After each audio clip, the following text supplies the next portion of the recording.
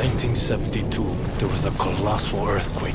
His family lost everything. A year later, the only thing he ever loved, his sister Josefina, was crippled in a fire. Raul and his father started over, sold drugs for easy money. They became rich, powerful legends of Managua. The Menendez cartel was all but untouchable, so the CIA took out Raul's father in a US-sanctioned assassination.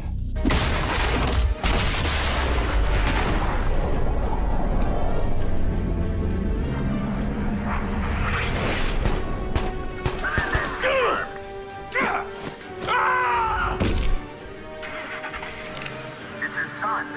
He is not a target. Let him go. That's one for the good guys. Come on in.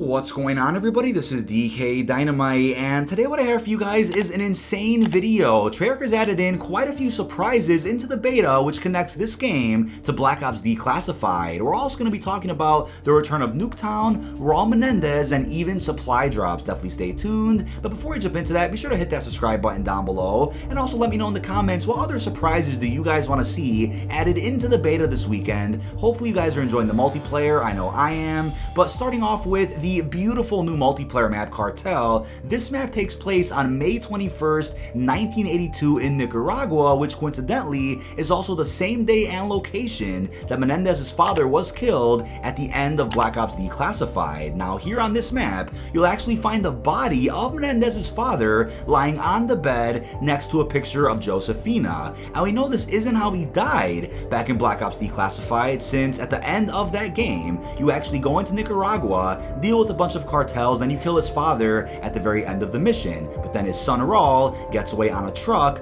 perfectly setting up the events of Black Ops 2. Now, what always struck out to me about Black Ops Declassified was the fact that it was a short Vita game, but was still considered canon by Treyarch and considered a proper prequel to Black Ops 2. Treyarch always gave that game respect, since it filled in quite a few gaps about Mason, Woods, and Hudson right before the Black Ops 2 campaign. Now what they're doing is, as I suggested a few times in a previous video, which is that Black Ops Cold War is going to serve as the new Declassified. Treyarch is taking key events from that small PS Vita game and rewriting them to better fit the narrative that they have going forward. And it's even like I said, no matter what, Treyarch has to address events from Black Ops Declassified, whether they keep those events canon or rewrite them in a different way, since the events of that Vita game take place at the same time that this new game does. So we have events overlapping here, and this is the start. They may have written a new way for Menendez's father to actually die. So this is very interesting. Now there's also a letter in the same room that addresses a prison transport on Miami. And what do you know, the events of the Miami multiplayer map take place just 2 years later in 1984, and you can clearly see a prison bus knocked over, police cars. This is a crime scene. And notice how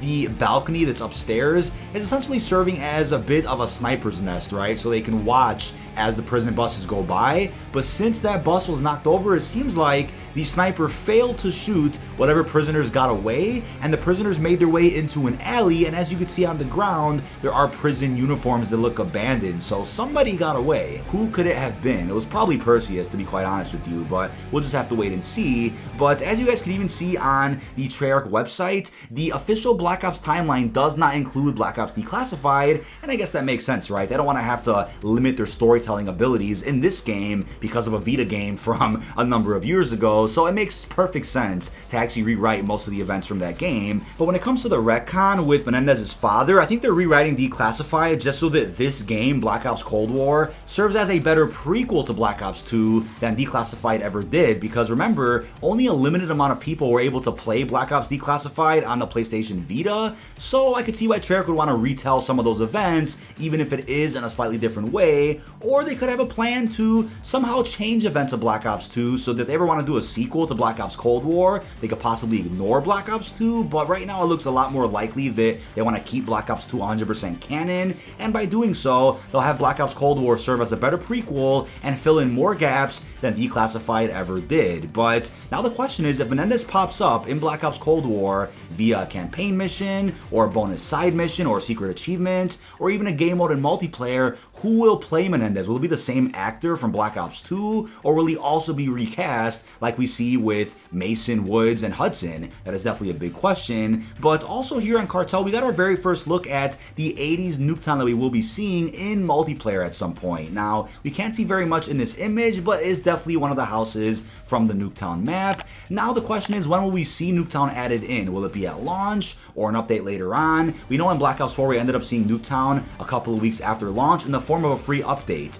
And don't forget, Black Ops Cold War will have free multiplayer maps throughout the DLC season, as well as free DLC weapons, so there's nothing to worry about with that. I just wonder if they're going to have any type of remakes at launch whatsoever. But also, speaking of maps, I just learned yesterday on Twitter that this map, Cartel, is actually based off of a scrapped map from Black Ops 1 multiplayer. I can't show the image on screen for obvious reasons, I don't want to get in trouble, but it is very easy to find all over Twitter. So essentially, there was a scrapped map that had an identical layout to Cartel. The sniper's nest and the hangar on that scrapped map were in the same locations as they are right now here in Black Ops Cold War, and I think it makes sense. This map does feel like a Black Ops 1 map, and since that game took place in the same era as this game, I could see why they would want to revisit some scrapped ideas and truly bring them to life. When I first played Cartel, I was a bit skeptical on the layout itself, but once I warmed up to it and learned how to control the gameplay on this map, I really started digging it. So hopefully you enjoyed the background footage when I was going off this morning against the enemy team. But in case you also missed my tweet,